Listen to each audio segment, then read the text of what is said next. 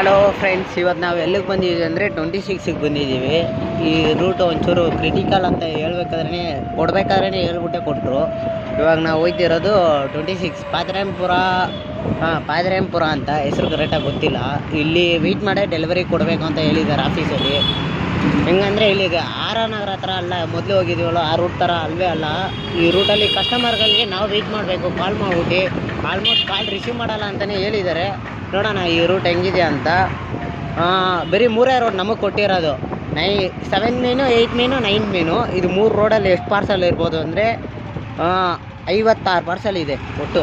ಇವತ್ತಿಗೆ 56 ಪಾರ್ಸಲ್ ಕೊಟ್ಟಿದ್ದಾರೆ. ನೋಡೋಣ ಎಷ್ಟು ಪಾರ್ಸಲ್ ಡೆಲಿವರಿ ಆಗುತ್ತೆ ಅಂತ ವಿಡಿಯೋದಲ್ಲಿ ಅಪ್ಡೇಟ್ ಮಾಡ್ತೀನಿ, ಎಷ್ಟು ಪಾರ್ಸಲ್ ಡೆಲಿವರಿ ಆಗಿದೆ ಅಂದರೆ. ನೆಕ್ಸ್ಟು ಈ ರೂಟ್ ಮಾಡಬೇಕಂದ್ರೆ ಏನು ಹೇಳಿದರು ಅಂದರೆ, ಈ ರೂಟಲ್ಲಿ ಒಳ್ಳೆ ಬೆನಿಫಿಟ್ ಐತಿ ಅಂತ. ಅಲ್ಲಿ ನಗರದಲ್ಲಿ ಅಂದರೆ ನಮಗೆ ಎಷ್ಟು ಬೇಕೋ, ಬೇಡ ಅಂದರೂ ಅಷ್ಟೇ, ಬೇಕು ಅಂದರೆ ಅಷ್ಟೇ ಒಂದು 20ರಿಂದ 25 ಪಾರ್ಸಲ್ ಕೊಡ್ತಾರೆ. ಇಲ್ಲಿ ಹಂಗಲ್ಲ, ಇಲ್ಲಿ 56 ಬಂದೈತೆ ಫಸ್ಟ್ ಡೇಗಿನೇ.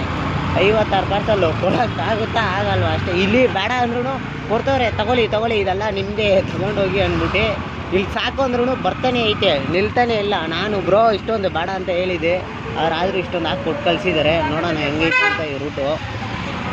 ಎಷ್ಟು ಡೆಲಿವರಿ ಮಾಡ್ತೀವಿ ಅಂತ ನೋಡಿ ಜೋಡಿಸ್ಕೊಂಡಿದ್ದೀವಿ. ಜೋಡಿಸ್ಬಿಟ್ಟು ಒಬ್ಬರು ಕೊಟ್ಟರು ನಮಗೆ ತಗೊಂಡೋಗಿ ಅಂತ.